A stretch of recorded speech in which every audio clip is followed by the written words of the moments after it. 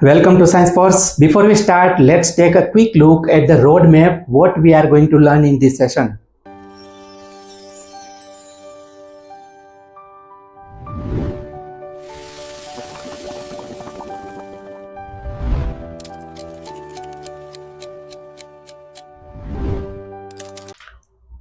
So, in this lesson, we are going to learn about the chapter which is chemical equations and reactions.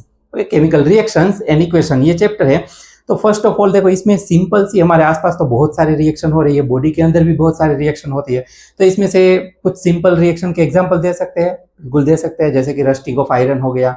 Rusting of iron है, curdling of milk है, means fermentation of milk obviously, cooking of food है, digestion है, respiration है। तो बहुत सारी चीजें, बहुत सारी ऐसी रिएक्शन है कि जो आप अपने आसपास हो रही हो, इस तरह की रिएक्शन आप वहां पर दे सकते हो एग्जाम्पल में। कि सपोज कि आपको क्वेश्चन पूछे और इस तरह का कोई रिलेटेड क्वेश्चन आए कि what are the reactions, what are the simple reactions that occurs in our daily life, in our surrounding. तो आप ये रिएक्शन बोल सकते हो, digestion, respiration and rusting of iron, fermentation of milk. तो ये तो बेसिक सी चीजें हो गई। फिर उसके बाद हम सेकंड क्या कि ये रिएक्शन है में आप ऑब्जर्व करो कौन कौन से चेंजेस हो रहे हैं। रिएक्शन है रस्टिंग ऑफ आयरन में क्या हो रहा है, कलर चेंज हो रहा है, राइट। यहाँ पर मैं चेंजेस लिखूं तो ये जो रिएक्शन से उसमें चेंजेस क्या हो रहा है, जैसे कि रस्टिंग, पहले हम लिखे रस्टिंग ऑफ आयरन। तो आयरन रस्टिंग है, उसमें क्या चेंज हो रहा है, कलर, राइट, कलर चेंज हो रहा है। और कोई एग्जांपल ले केमिकल रिएक्शन का, जैसे कि fermentation of milk. Okay, fermentation है मिल्क का,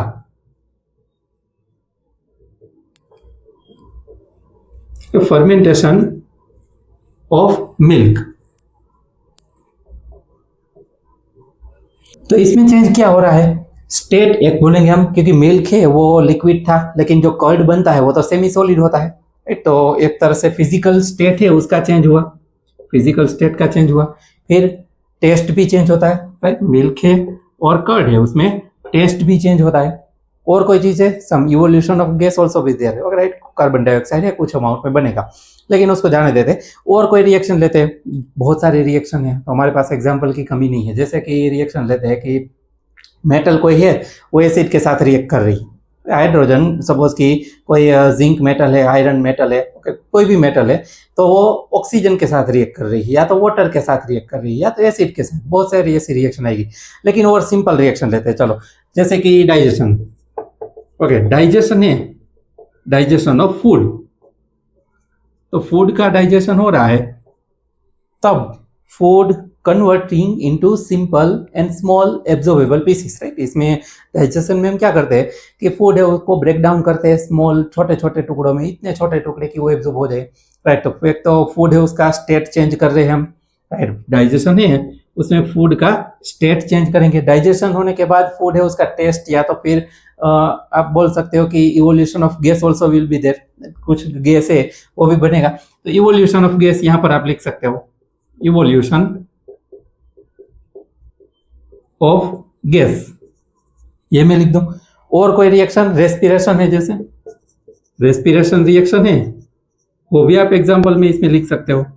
तो रेस्पिरेशन में क्या हो रहा है, फूड है वो जो डाइजेस्टेड फूड है उसको ऑक्सीजन के साथ कंबाइन करके वी प्रोड्यूस एनर्जी, राइट। तो एनर्जी प्रोड्यूस हो रही, मतलब मैं यहाँ पर टेम्परेचर लिख सकता हूँ कि टेम्परेचर, या तो फिर सिंपल लिखो हीट। ओके, हीट है वो प्रोड्यूस होगी इसमें, which keeps our body warm and also provides energy। तो एनर्जी भी प्रोड्यूस होगी या तो हीट प्रोड्यूस होगी। तो देखो आप सिंपल सी हमने रिएक्शन लिखी, उसमें कुछ रिएक्शन में कलर चेंज हो रहे हैं, कुछ में स्टेट चेंज हो रहा है, फिजिकल स्टेट की बात हो रही है। तो इस तरह की चीजें हैं। फिर उसके बाद स्टेट है, इसमें स्टेट चेंज हुआ है, इसमें हीट प्रोड्यूस हुई। So these are some changes which we observe during chemical reaction. कोई भी केमिकल रिएक्शन हो रही है तो उसमें ये चेंज होते हैं। So how to write any chemical reaction. मैं डायरेक्ट केमिकल रिएक्शन यहाँ पर कोई एक लिख दूं कि जैसे कि है हमारे पास C+O2, मैं बेसिक केमिकल रिएक्शन लिख रहा हूँ, बहुत ही सिंपल सी और स्मॉल, C+O2 CO2।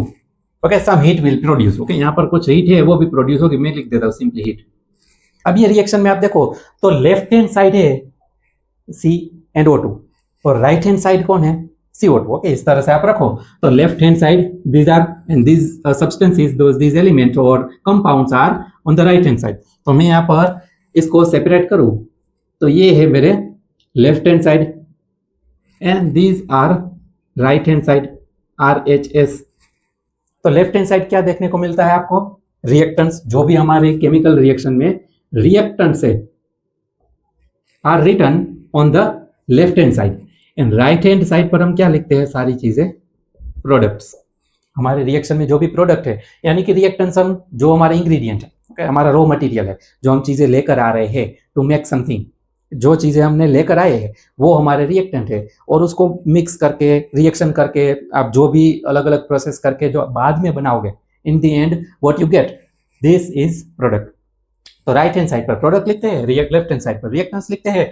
अगर एक से ज्यादा रिएक्टेंट है तो बीच में पॉजिटिव की साइन कर देते हैं, अगर एक से ज्यादा प्रोडक्ट है तो भी हम पॉजिटिव की साइन कर देते हैं। एक प्रोडक्ट है तो कोई बात नहीं, और एक से ज्यादा है रिएक्टेंट या तो प्रोडक्ट, तो पॉजिटिव की साइन आप कर दो बीच में, ताकि वो सेपरेट रहे। बहुत सिंपल सी है ना, आपको भी वैसे भी ये सिंपल ही लगेगा कि एक से ज्यादा है तो फिर हम वही करेंगे ना, उसको सेपरेट तो करना पड़ेगा। हम सिर्फ कोमा करके वहां पर नहीं जाने देंगे, या तो कुछ भी ना लिखे, ऐसा भी नहीं चलेगा, तो कुछ साइन कर देंगे। और नेगेटिव की साइन तो हो नहीं सकती, क्योंकि हम कोई माइनस नहीं कर रहे, हम यहाँ पर इतनी चीजें है वो लिख रहे हैं। सो दिस प्लस दिस, इस तरह से करके हम साइन लिख दे रहे हैं। फिर उसके बाद और क्या चीज, तो रिएक्टेंट है और प्रोडक्ट है, उसको सेपरेट करना पड़ेगा कि रिएक्शन है, रिएक्टेंट्स मिलकर कुछ बना रहे हैं, तो रिएक्टेंट से वो मिलकर ये बना रहे हैं। तो यहाँ पर मैंने एरो कर दिया बीच में, और एरो है वो कौन सी डायरेक्शन में करना है, तो जो डायरेक्शन में रिएक्शन हो रही है, यहाँ पर this reaction is going from C+O2 to CO2, यानी कि C+O2 में से CO2 बन रहा है, ना कि CO2 में से C+O2 हो रहा है। yes, अगर CO2 है वो अलग होकर टूट कर C और O2 दोनों में अलग हो रहा है, टूट रहा है, तो फिर हम एरो है ना उल्टा कर देते हैं, या तो फिर CO2 को यहाँ पर और C+O2 को यहाँ पर लिख देते, तो ये चलता है। लेकिन अभी हमारा रिएक्शन क्या है, हमारी जो रिएक्शन की डायरेक्शन है, okay, arrow shows the direction of chemical reaction.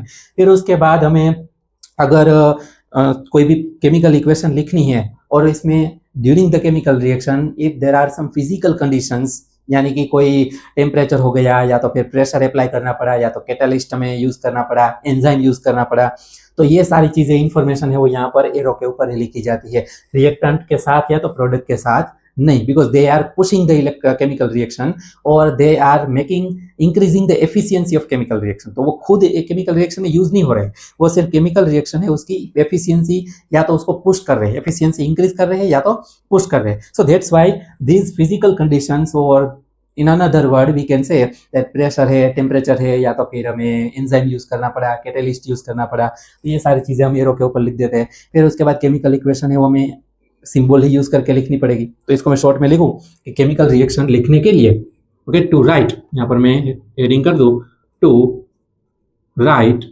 Equation. अगर आपको इक्वेशन लिखनी है तो ये शर्त है वो आपको माननी होगी। कौन कौन सी चीजें, कि एक तो RHS LHS के, यानी कि रिएक्टेंट से, रिएक्टेंट कहां पर होंगे, LHS साइड, ओके, और प्रोडक्ट से वो कहां पर होगी, RHS साइड, राइट, ये हमने डिस्कस किया।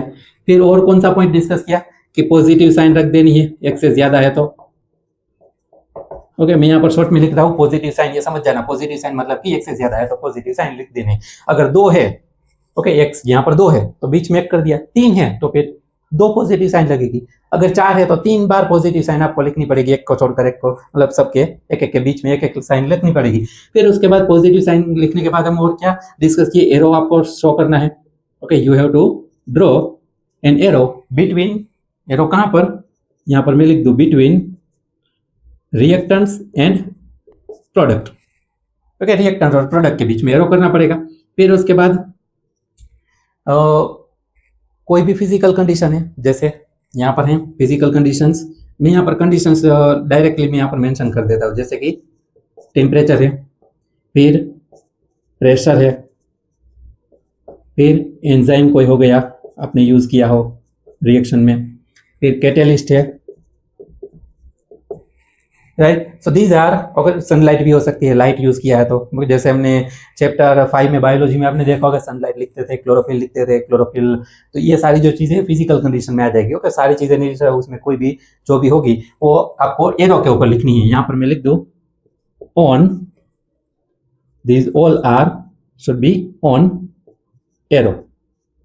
ओके, ये एरो के ऊपर लिखनी है।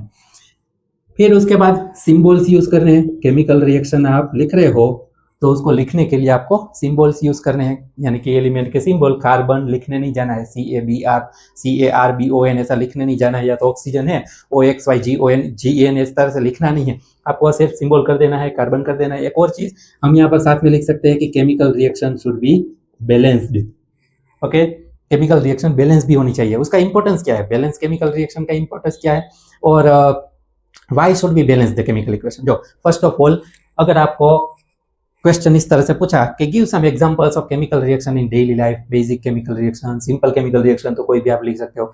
एंड सपोज कि what are the changes you observe during chemical reaction, तो ये चेंजेस हो सकते हैं। Smell can be change, taste है, फिर कलर है, evolution of gas, temperature can be change. फिर उसके बाद आपको पूछे कि how to write chemical equation, कोई केमिकल रिएक्शन को एक लिख दो, Mg plus O2 MgO, right, 2Mg plus O2 2MgO, इस तरह से लिख दो, या तो फिर ये सिंपल से यही रखो। और उसके बाद लिख दो एक केमिकल रिएक्शन, आपको एक एग्जांपल के तौर पर दिखानी है। फिर उसके बाद लिख दो chemical reaction should be in the chemical reaction, एक इस तरह से केमिकल रिएक्शन लिखो। LHS रिएक्टेंट, RHS प्रोडक्ट, इतना लिखना है तो लिख दो। फिर उसके बाद आपका आंसर स्टार्ट कर दो कि on the left hand side we write reactants and products are written on the right hand side. फिर अगेन न्यू पॉइंट करके लिखो between the reactants and product there should be an arrow between them, and arrow shows the direction of chemical reaction। ओके, यहाँ पर positive sign arrow between R and P। और उसके बाद एक और चीज कि केमिकल रिएक्शन है उसकी डायरेक्शन शो करता है arrow. So arrow shows the direction of chemical reaction, and if there are more than one product और reactants, okay, and positive sign should be written between them. फिर उसके बाद if there are physical condition like temperature, pressure और enzyme, catalyst, arrow, okay, these all are written on the arrow. फिर उसके बाद chemical reaction should be written by using symbols of element and chemical reaction should be balanced। अब आपको पूछेगा why chemical reaction should be balanced always। So due to the law of mass conservation। जो mass conservation क्या बोलता है, बहुत simple सा law है। अब जितना आप प्रोडक्ट लोगे, जितना आप रिएक्टेंट लोगे, उतनी ही प्रोडक्ट आपको मिलेगी ना। सपोज रिएक्टेंट जितना आप लेना है ली है, उतना ही प्रोडक्ट आपको मिलेगी। या तो in other words you can say that whatever the mass chemical reaction, whatever the mass we are using in the chemical reaction, the same amount of mass we will get on the product side। whatever mass we are using for the reactants, the same mass we will get for the product side। या तो एक और चीज है simple कि in any chemical reaction mass cannot be created nor destroyed। कोई भी chemical reaction उसमें मास क्रिएट नहीं हो सकता, या तो डिस्ट्रॉय भी नहीं किया जा सकता। उसमें सिर्फ है वो उसका फॉर्मेज होता है कोई भी रिएक्शन। जैसे इसमें कार्बन सॉलिड था, ऑक्सीजन गैस था, अब कार्बन का स्टेट है वो भी फॉर्म है वो चेंज हो चुका है, ऑक्सीजन का भी स्टेट जो फॉर्म है वो चेंज हो चुका है। यहाँ पर प्योर ऑक्सीजन, सिर्फ ऑक्सीजन गैस था, वो C कार्बन के साथ है। ओके, यहाँ पर ऑक्सीजन का जो बिहेवियर था वो यहाँ पर अब नहीं रहेगा, कार्बन का बिहेवियर था वो यहाँ पर नहीं रहेगा। कितनी चेंज हो जाता है। फिजिकल केमिकल रिएक्शन है, उसमें जो केमिकल कंपाउंड है वो हम बात करेंगे टाइप्स ऑफ केमिकल रिएक्शन में, तो ये बहुत ही उसका जो फॉर्मेट है, फॉर्म है, वो चेंज हो जाता है। किस तरह से चेंज होगा वो बाद में बात करेंगे। अभी हम मेन यहाँ पर इतनी बात कर लेते हैं कि chemical reaction, how to write chemical equation, why it is important to balance the chemical equation, because due to the law of mass conservation, it states that mass cannot be created nor destroyed in any chemical reaction। So mass remains same, so you have to balance the chemical equation। And also balanced chemical equation gives some accurate or proper information about the reactants and product। आपको एक balanced chemical equation है तो हमें ये पता चल जाएगा, पता रहेगा, इंफॉर्मेशन मिलेगी कि कितना रिएक्टेंट यूज करना चाहिए to produce certain amount of product. Okay, how much reactants we should use to produce certain amount of product. तो ये 2 पॉइंट आप इंपॉर्टेंट है जो लिख सकते हो। आपको पूछे कि why should the chemical equation balanced, और उसके बाद ओके, तो उसके बाद है ना हमारा यहाँ पर नेक्स्ट टॉपिक है कि केमिकल इक्वेशन। ओके, कोई भी केमिकल इक्वेशन है, रिएक्शन है, उसको बैलेंस कैसे करें। 7 स्टेप से हम एक एग्जांपल लेकर करने वाले हैं। ये केमिकल रिएक्शन के ऊपर डिपेंड करता है। कुछ केमिकल रिएक्शन है जो छोटी है तो कम स्टेप में होती है, कुछ केमिकल रिएक्शन बड़ी है तो ज़्यादा स्टेप में होती है। लेकिन आपको स्टेप्स के नंबर या तो फिर स्टेप है उससे कोई घबराने की ज़रूरत नहीं है, और स्टेप्स के नंबर याद रखने की कोई ज़रूरत नहीं कि स्टेप में यही आएगा वो होगा, ऐसा कुछ नहीं है। एक प्रॉपर रिदमिक वे से आपको समझना है, एक लॉजिकल पूरा जो सीक्वेंस है वो रहेगा कि केमिकल रिएक्शन है आप कैसे इजीली बैलेंस कर सकते हो। आप देखो ये जो पूरा टॉपिक है आपको देखने में कोई टफ लगेगा कि ये कितना लंबा है, लेंदी है और क्या क्या लिखना है, उसमें कुछ भी नहीं है। आप देखो 7 स्टेप में हम करेंगे। जैसे कि स्टेप नंबर 1 है ना, वो मैं सिंपलिस्टिक बता दूं, बॉक्स करने हैं बस। आपको जो केमिकल रिएक्शन दी है, सपोज कि हम एग्जांपल ले लेते हैं। यहाँ पर एक केमिकल रिएक्शन है हमारे पास Fe, okay, Fe plus H2O, so it produces Fe3O4 plus H2। Okay, ये हमारे केमिकल रिएक्शन है जो हम एग्जाम्पल यहाँ पर लेकर चल रहे हैं वो। अब ये केमिकल रिएक्शन में आपको फर्स्ट स्टेप आपका क्या है, बस बॉक्स कर देने हैं आपको। बॉक्स मतलब क्या, Fe के आसपास बॉक्स कर दो, इसको H2 है उसको भी बॉक्स में कर दो, Fe3O4 H2 सबको आसपास बॉक्स कर दो। फिर उसके बाद सेकंड स्टेप, अब ये बॉक्स क्यों करवाए, because inside the box you can not change anything. Box के अंदर आपको कुछ भी चेंज नहीं करना है। जैसे है ना सिंपल, Fe3O4 है, ओके, या तो सारी जो पूरी केमिकल रिएक्शन है वो मैं देखो बॉक्स में कर दूं। यहाँ पर मैं Fe plus H2O, okay, Fe3O4 plus H2, इसके आसपास आपको बॉक्स करना है। ये फर्स्ट स्टेप की बात हो रही है, ये फर्स्ट स्टेप हो गया। Okay, draw boxes around the compounds of chemical reaction. और बॉक्स के अंदर कुछ भी चेंज नहीं करना है, क्योंकि बॉक्स के अंदर जैसे H2O है बॉक्स के अंदर है, ओके, ये बॉक्स मैंने कर दिया, तो इसके अंदर आपको कोई चेंज नहीं करना है। अदरवाइज क्या होगा, कोई चेंज करो कि भैया मुझे हाइड्रोजन 3 करने थे तो हाइड्रोजन H3O कर दिया, ऐसा नहीं चलता है। क्योंकि केमिकल रिएक्शन जो केमिकल फॉर्मूला है वाटर का, वो तो H2O ही रहेगा। वो कभी भी H2 H3O या तो H2O2, ओके, या तो फिर H2O3, आप कोई भी रिएक्शन इसके अलावा कोई भी फॉर्मूला हो नहीं सकता। तो आपको एक सिंपलिस्टिक स्टार्टिंग है, इसीलिए बता रहे कि बॉक्स करना है ऐसा, ताकि आपको एक याद रहे कि बॉक्स के अंदर कुछ भी चेंज नहीं करना। मतलब you can not change the chemical formula, you can not change the chemical formula. तो ये चीजें है। अब उसके बाद हम आगे देखें तो उसके बाद है सेकंड स्टेप। अब सेकंड स्टेप में हमें सारे जो रिएक्टेंट और प्रोडक्ट है, ओके, वो सारी कैलकुलेट कर लेनी है। देखो यहाँ पर मैं फिर से एक बार लिख दूं, तो फर्स्ट स्टेप है हमारा बॉक्स करना। फिर सेकंड स्टेप है हमारा कि रिएक्टेंट्स है, ओके, या तो फिर हम राइट हैंड साइड और लेफ्ट हैंड साइड भी लिख सकते हो आप। तो मैं यहाँ पर रिएक्टेंट्स लिख देता हूँ, जो रिएक्टेंट्स है और प्रोडक्ट है, ओके, उसमें एलिमेंट्स है वो कैलकुलेट कर लेनी है। ओके, जितने भी एलिमेंट है वो कैलकुलेट करने हैं। मैं यहाँ पर शॉर्ट में नीचे लिख दूँ कैलकुलेट।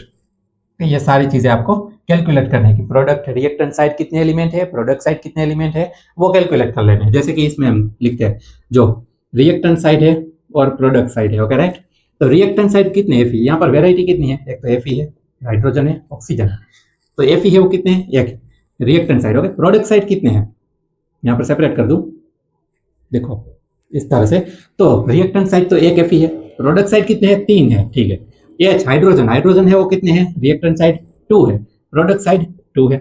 ऑक्सीजन रिएक्टेंट साइड 1 है, प्रोडक्ट साइड 4 है। ये हो गया टेबल हमारा, सेकंड स्टेप कंप्लीट हो गया ना। बहुत इजी था ना कि कंप्लीट आपको सिर्फ रिएक्टेंट और प्रोडक्ट है वो कैलकुलेट कर लेना, मतलब एलिमेंट को कैलकुलेट करना। और 3 ही वेराइटी है ना, और कोई वेराइटी है, Fe hydrogen oxygen, iron oxygen hydrogen, ये 3 ही वेराइटी है, और कुछ भी हमें नहीं दिख रहा है। और कोई नया होता है एलिमेंट यहाँ पर तो उसको भी लिख लेते हैं हम टेबल में।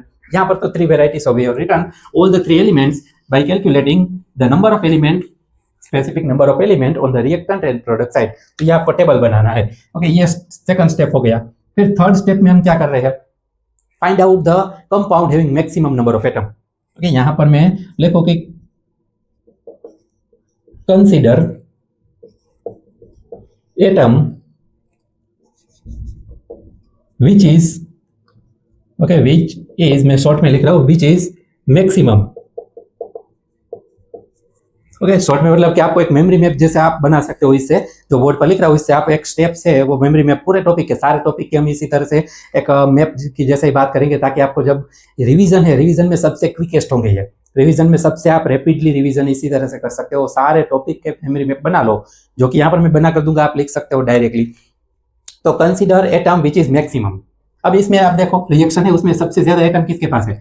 ओके, अब इसमें देखना नहीं है कि रिएक्टेंट साइड है प्रोडक्ट साइड है, नहीं, मुझे चाहिए कंपाउंड कि जिसके पास सबसे ज्यादा एटम है। ऐसा इसमें इसके पास तो एक ही है, फिर इसके पास 3 है, क्योंकि 2 हाइड्रोजन है 1 ऑक्सीजन है, सबको ले लेना, कैलकुलेट कर लेना है सबको।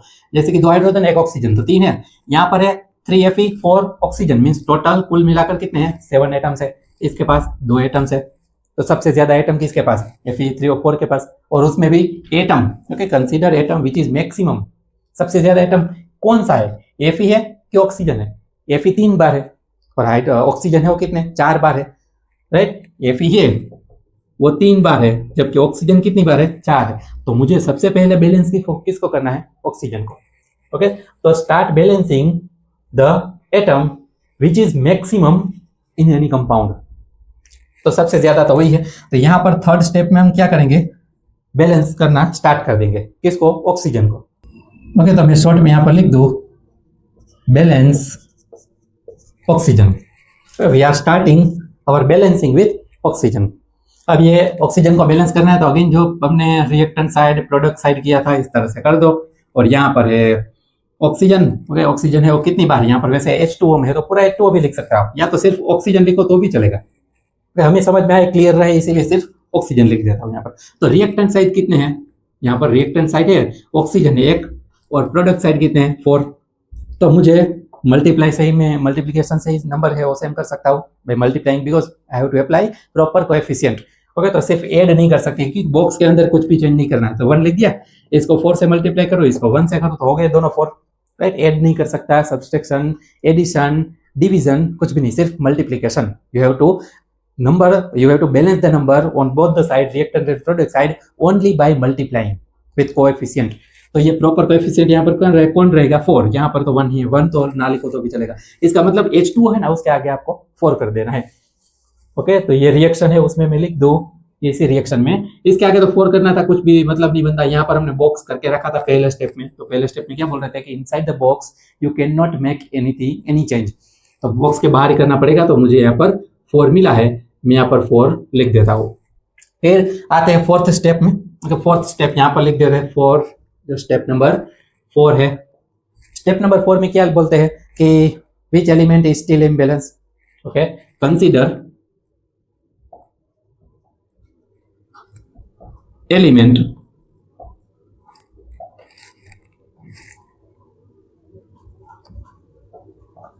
which is imbalanced, यानी कि अभी भी बैलेंस नहीं है। अभी भी बैलेंस कौन नहीं है, इसी में आप देख लो, क्योंकि सबसे ज्यादा सेकंड मोस्ट या तो सेकंड हाईएस्ट भी बोल सकते हो कि consider the element which is second highest.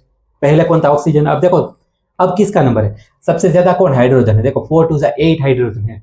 Okay, इसमें सबसे ज्यादा एलिमेंट है ये, इस particular reactant side product side, इसमें मैटर नहीं करता है। अगर प्रोडक्ट साइड सबसे ज्यादा कोई होता, कोई ऐसा कंपाउंड होता कि जो प्रोडक्ट साइड बैठा है और उसके पास सबसे ज्यादा एटम है, तो उसको हम कंसीडर कर लेते हैं। ऐसा कंपलसरी है ही नहीं, यहाँ पर हमें चाहिए कि सबसे ज्यादा एलिमेंट है किसके पास, प्रोडक्ट साइड हो रिएक्टेंट साइड हो, डजंट मैटर। तो इसमें तो हमारे रिएक्टेंट साइड है और 4 to 8 प्लस 4 ऑक्सीजन भी है, 8 + 4 12 है, लेकिन हमें तो यहाँ पर ऑक्सीजन तो बैलेंस है ना, तो हमने यहाँ पर हाइड्रोजन को कंसीडर कर लिया। यहाँ पर सेकंड जो स्टेप नंबर 4 है, उसमें हमने बैलेंस किया किसको, हाइड्रोजन को। कैसे बैलेंस किया है, तो जैसे यहाँ पर रिएक्टेंट साइड प्रोडक्ट साइड, मैं फिर से वो टेबल बना देता हूँ, टेबल आपको भी बनाना ही है। हाइड्रोजन है, रिएक्टेंट साइड कितने हैं 8 है, अभी प्रोडक्ट साइड कितने हैं 2 है, इसको मैं मल्टीप्लाई करूंगा 1 से, and this will be multiplied by 4, right. तो हो गया 4 to 8, 8 1 8।